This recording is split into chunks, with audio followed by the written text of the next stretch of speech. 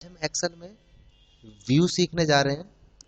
Excel open करने के लिए स्टार्ट बटन पर क्लिक करेंगे, ऑल प्रोग्राम पे क्लिक करेंगे। ऑल प्रोग्राम पे क्लिक करने के बाद माइक्रोसॉफ्ट ऑफिस पे जाएंगे। माइक्रोसॉफ्ट ऑफिस पे जाने के बाद माइक्रोसॉफ्ट ऑफिस एक्सेल 2007 पे क्लिक करके ओपन कर देंगे।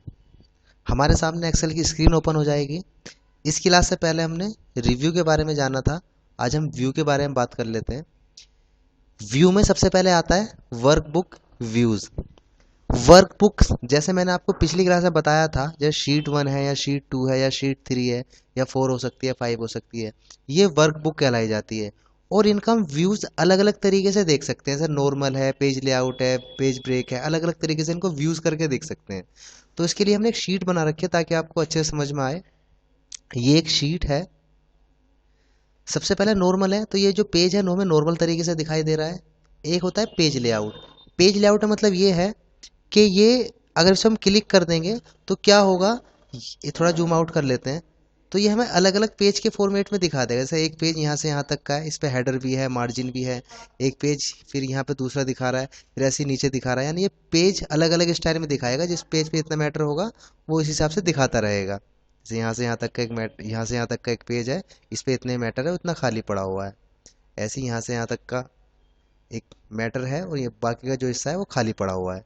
नॉर्मल पेज कर दोगे तो नॉर्मल में आ जाएगा। जो ग्रिड लाइन है आप जानते ही हैं, ये जो यहाँ से यहाँ तक का होता है एक पेज होता है, जो इससे बाहर होता है वो दूसरा पेज आ जाता है। मैंने आपको पहले ही बताया था इसके बारे में। इसके बाद होता है पेज ब्रेक। पेज ब्रेक का मतलब ये है कि जैसे एक पेज यहाँ से यहाँ तक का है ही, जो आप जानते ही हैं।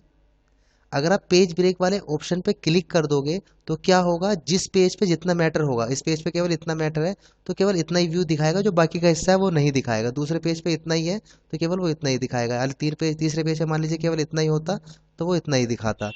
तो अगर हम जैसे ही पेज ब्रेक पे क्लिक करेंगे तो जैसे मैंने कहा था कि पेज 1 पे जितना मैटर है वो केवल इतना ही दिखाएगा, पेज टू पे केवल इतना ही मैटर था, वो केवल इतना ही दिखा रहा है। यानी पेज ब्रेक प्रीव्यू करेंगे तो जितना मैटर है वो उसी के हिसाब से शो करता है। नॉर्मल कर देते हैं इसको भी। इसके बाद होता है कस्टम व्यूज़। कस्टम व्यूज़ का मतलब ये समझ लीजिए कि मान लीजिए आप एक शीट है, वो एक बहुत बड़ी शीट है, उस पर काम कर रहे हैं।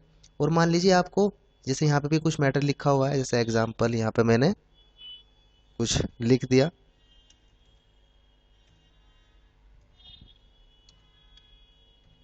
यहाँ पे दीपक लिखा हुआ है। मान लीजिए यहाँ पे कुछ और लिखा हुआ होता। मान लीजिए यहाँ पे कुछ, यहाँ पे मैटर लिखा हुआ है ही। यहाँ मान लीजिए यहाँ भी एक पेज है।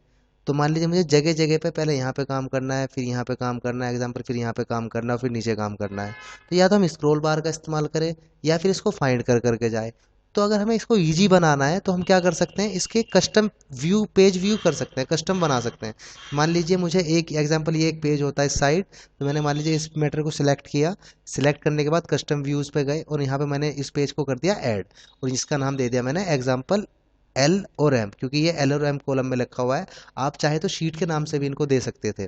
तो एल एम दे दिया एग्जांपल। मान लीजिए एक पेज में इसको कस्टम व्यू बना देता हूँ। इस पर क्लिक किया, ऐड, इसको मैंने दे दिया DEEPAK, एंड ओके। ऐसे हम और कस्टम व्यूज बना सकते हैं। अब मान लीजिए हम कहीं भी काम कर रहे हो शीट पे और मैं कस्टम व्यू पे जाना चाहता हूँ, एलएम वाले पे शो पे क्लिक करना है, सिलेक्ट करके तो वहीं पे लेकर के आ जाएगा। अब मान लीजिए मैंने यहाँ पे काम खत्म कर दिया, मैं जाना चाहता हूँ दीपक वाले पे, तो क्लिक है ही उस पर, सेलेक्ट है ही, वो केवल शो पे करना है तो डायरेक्ट वहीं लेकर के आ जाएगा। यानी हम कस्टम व्यूज के जरिए व्यू बना करके, पेज के व्यू बना करके हम एक जगह से दूसरी जगह डायरेक्ट जा सकते हैं। इसके अलावा आप किसी भी चीज़ को यहाँ से डिलीट कर सकते हो। ऐड तो मैंने आपको बता ही दिया। क्लोज करेगा तो ये क्लोज हो जाएगी, छोटी जो विंडो ओपन थी। इसके अलावा फुल स्क्रीन है। आप इस पेज को इसे फुल स्क्रीन पर करोगे तो जितना मैटर होगा वो सभी एक स्क्रीन पर फुल करके दिखा देगा।